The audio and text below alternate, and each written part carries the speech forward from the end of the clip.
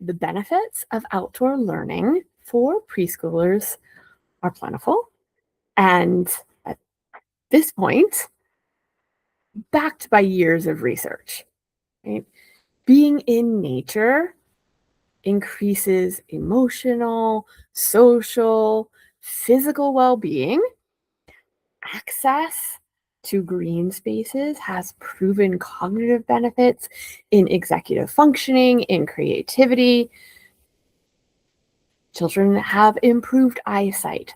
They have reduced ADHD symptoms. They have stronger immune systems. So if all of these benefits are already proven, why aren't more preschools taking the learning outside? Hello, I'm Nicole Dravillas-Fravel, and this is Wildwood Teaching. And today I'm taking a look at the 3 most common objections that I hear about teaching in nature.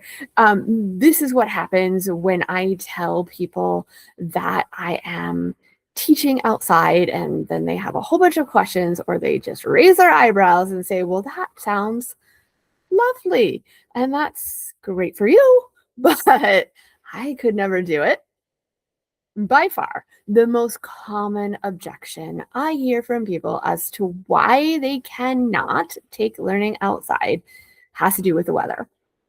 And over the years, I've learned that it really doesn't matter what that weather is. For some people, it's too cold, or it's too hot, or it's too rainy, or it's too dry, or it's too windy. And these are truly adult objections. I'm not saying that children never complain about the weather. That's not true. They do. But it's the teachers, the parents who can't picture being outside on a day that is anything less than perfect. Right? Children are pretty happy to play in the rain. And I think what we need to do is we need to make this distinction between hazardous weather, right? The part that is dangerous to be outside, and the weather that is just merely uncomfortable.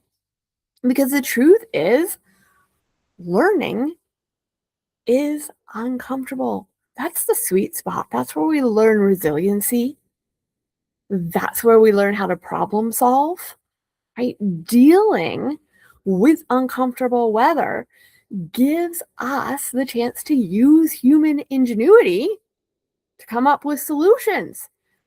Put on extra layers of clothing, build a lean-to, provide a tent, a tarp, or something for shade. Vary our activity level according to the temperature. Invite the children. Yeah, it's raining outside, or yeah, it's colder than it was yesterday. What can we do about it? The second most common objection I hear to taking learning outside is about the children's health and safety. And sometimes that is related to the weather. Right? I just said we have to make a difference between what is unsafe and what is merely uncomfortable. And that could be a possible outdoor safety challenge. Others might be the lack of a fence, right? The presence of insects and other wildlife, dangerous temptations for children in terms of trees they might want to climb, or shallow water like creeks, lakes, other water elements that are drawing children right to them. And so if we look at it this way, it feels like a lot, right? All of these many safety barriers that we need to overcome to get children outside. But if we break it down and we take each one individually, it becomes a whole lot more manageable, right? Like I already said, we could provide clothing or temporary shelter to mitigate that uncomfortable weather. We can create boundaries with ropes, with cones, or find something in nature, a fallen log that acts as a natural boundary line, and then teach the children to observe it. This boundary line it can mark the edges of where we're going. It can also mark right? This tree is off limits, or we're stopping here because there is water beyond this barrier. Um, Honestly, most wildlife steers clear of loud human children, but we can carefully choose where we are heading outside. We can minimize standing water and other elements that attract insects. Uh, a month or so ago, I did a whole video, so you can access that, on dealing with insects while you have an outside classroom. Um, we can teach children to respond to a whistle or some sort of danger alert system if we do need to round up children quickly, move to a different spot quickly. And truthfully, these are all things that we already do for our indoor classroom, right? They've just become so commonplace that we don't think about them as extra safety measures. So, for example, I'm on the West Coast, and earthquakes are always a possibility. So we commonly bolt tall or heavy furniture to the wall to prevent it from falling when the earth starts shaking. That is a safety measure that we had to proactively take to keep children safe. We often create imaginary boundaries in our classroom, right? We sanitize these two tables. So these two tables are the only ones that we are using for snack or lunch. We teach the children what that boundary is.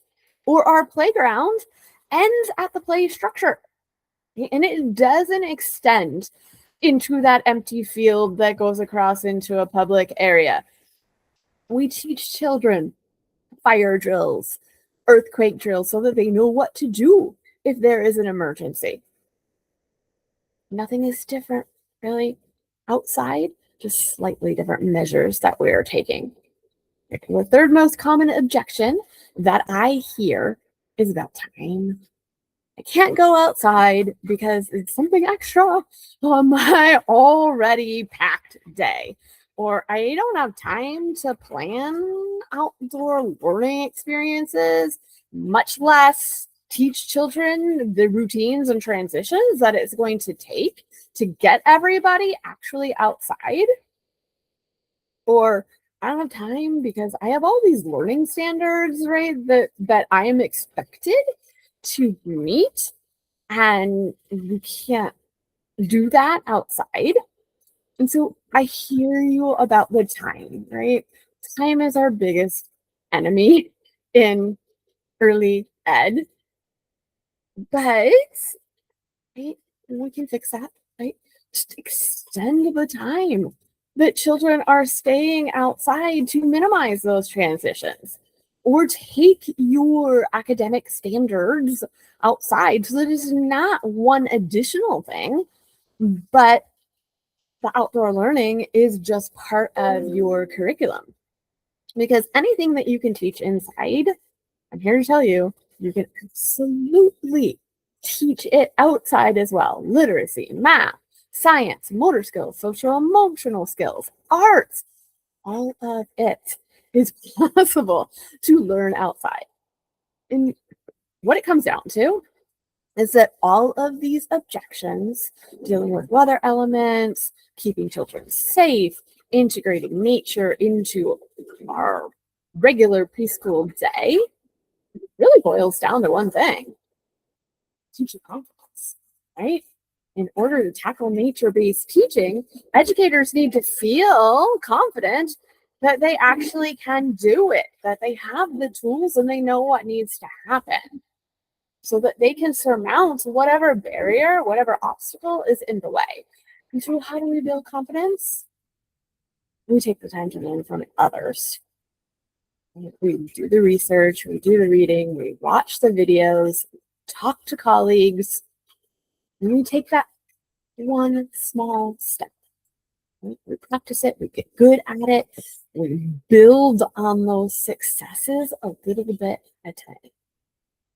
So make sure to keep listening to Wildly Teaching as we cover different ways that you can overcome these barriers. In fact, next week, I will be focusing on ideas for managing transitions, specifically if you are in a program where children need to move between indoor and outdoor locations. Uh, that is next week in our free episode of Wildly Teaching. I will see you then.